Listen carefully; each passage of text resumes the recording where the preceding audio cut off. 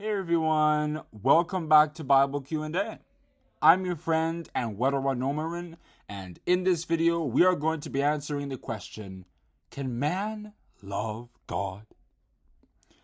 At first, this may sound like a bit of a weird question to ask because there are countless Christians who, if you ask them, do you love God? They'll tell you, of course I love God. And they'll begin to mention weekly church services, daily prayers, and so on as evidence of that.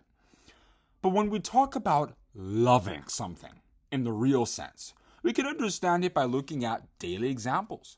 The way people have feelings for the opposite sex, or their friends, or their property, like houses and cars, or fashion, or food, or money, or power, or even technology, or whatever. They get so excited when that particular thing is mentioned, and it gives them much pleasure if they have it, and it is of incredible importance to their lives. Most human beings have something you can point to that is like that to them. But the question is, can we as human beings love God Almighty like that? Can we have such strong emotions for the things of God? Do we have that excitement, that zeal, that passion? Is it even possible to have it? Well, that's what we'll try to figure out today in this video. Let's begin by looking at some statements in the scriptures that suggest what this passion or love for God Almighty really looks like. Most of these texts come from the book of Psalms, as that is one book of the Bible where people really expressed how they felt about God Almighty. In Psalm 84 verses 1 and 2, the psalmist stated, "How amiable are thy tabernacles, O Lord of hosts! My soul longeth, yea, even fainteth for the courts of the Lord. My heart and my flesh crieth out for the living God."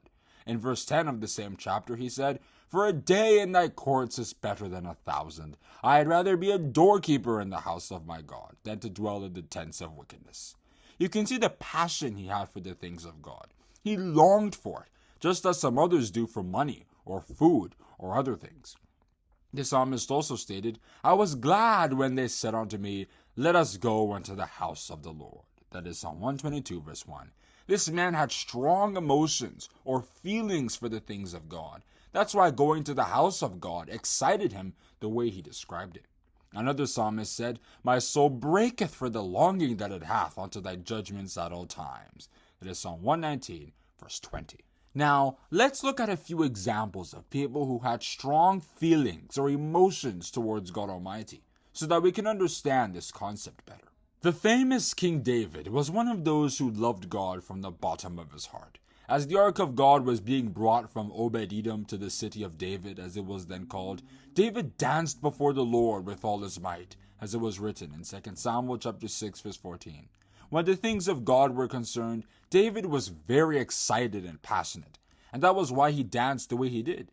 In fact, he danced so exuberantly that one of his wives, Saul's daughter Michal, thought he was foolish for doing so, if we read verse 20 of the same chapter. Phinehas the priest is another good example. In Numbers chapter 25, the Israelites committed idolatry by serving the gods of Moab, and this offended God Almighty. When Phinehas saw it, he got offended too, and he went after a man of Israel who was with the woman of Midian and killed them both with a javelin. What we should take from this story is Phinehas' passion or zeal for righteousness and his bias towards the things of God. When he saw iniquity happening, it offended him, and he took action. In Numbers chapter 25, verses 11 to 13, God Almighty praised Phinehas for his zeal for righteousness, and said that he would be rewarded for it. He said, "Phinehas the son of Eleazar, the son of Aaron the priest, hath turned my wrath away from the children of Israel, while he was zealous for my sake among them, that I consumed not the children of Israel in my jealousy. Wherefore say, Behold, I give unto him my covenant of peace. And he shall have it, and his seed after him, even the covenant of an everlasting priesthood, because he was zealous for his God, and made an atonement for the children of Israel." Even the psalmist referenced the event in Psalm 106, verses 29 and 30. It shows that it truly was a great thing that Phinehas did. One more good example that I want to talk about is the actions of Joshua and Caleb in Numbers chapter 14. At this time, the Israelites had made a strong move against God Almighty's plan to bring them to the promised land by deciding to choose a captain to return back to Egypt. This was a terrible decision they made, and Joshua and Caleb, when they saw it, tore their clothes immediately and quickly rushed out to try to settle the matter by encouraging them not to lose faith in the power of God. They said, "The land which we passed through to search it is an exceeding good land. If the Lord delight in us, then he will bring us into this land and give it us, a land which floweth with milk and honey. Only rebel not ye against the Lord, neither fear ye the people of the land, for they are bread for us. Their defense is departed from them, and the Lord is with us. Fear them not."